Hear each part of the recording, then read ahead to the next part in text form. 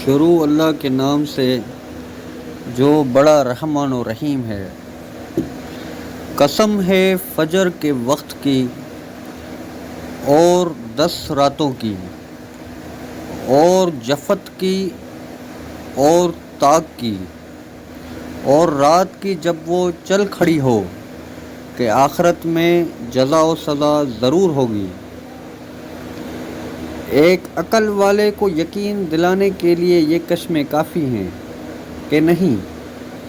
کیا تم نے دیکھا نہیں کہ تمہارے پروردگار نے عاد کے ساتھ کیا سلوک کیا؟ اس اونچے ستونوں والی قوم ارم کے ساتھ جس کے برابر دنیا کے ملکوں میں کوئی اور قوم پیدا نہیں کی گئی، اور سمود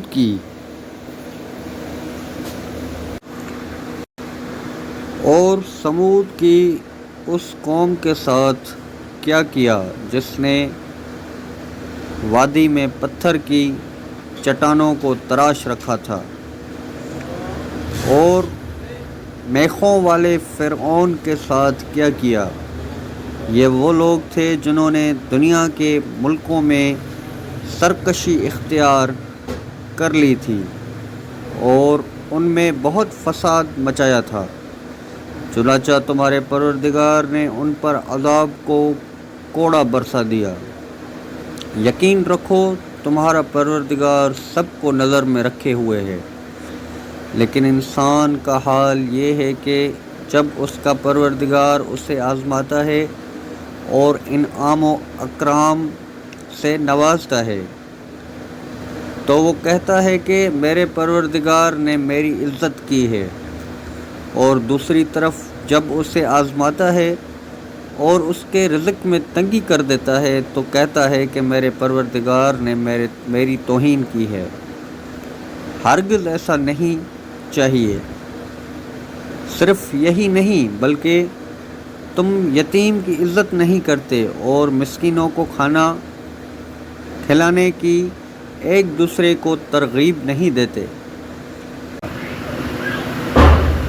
اور نہ اس کے جکڑنے کی طرح کوئی جکڑنے والا ہوگا۔ البتہ نیک لوگوں سے کہا جائے گا کہ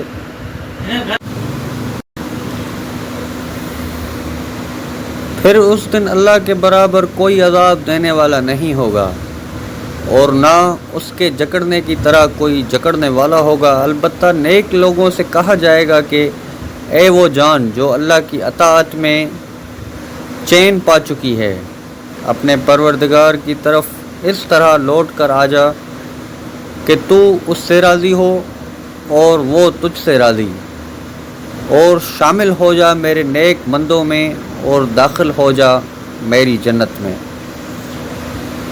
اللہ تعالیٰ آپ کو اور ہم سب کو قرآن اور حدیث پر عمل کرنے کی توفیق عطا فرمائے۔